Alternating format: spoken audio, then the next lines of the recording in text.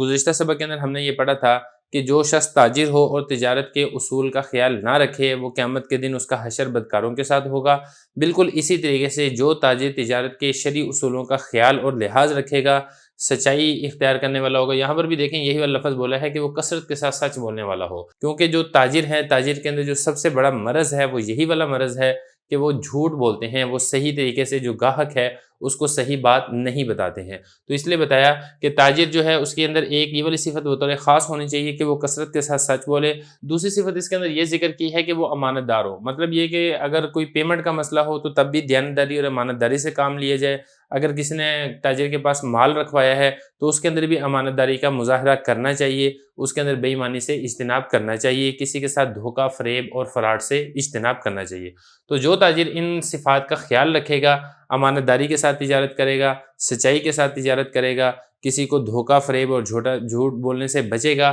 تو پھر ایسے تاجر کے بارے میں ارشاد فرمایا کہ اس کا حشر نبیوں کے ساتھ، صدیقین اور شہداء کے ساتھ ہوگا۔ مطلب یہ کہ کل قیامت کے دن اس کو اللہ تعالیٰ کے حضور بہت بڑا مقام اور مرتبہ حاصل ہوگا۔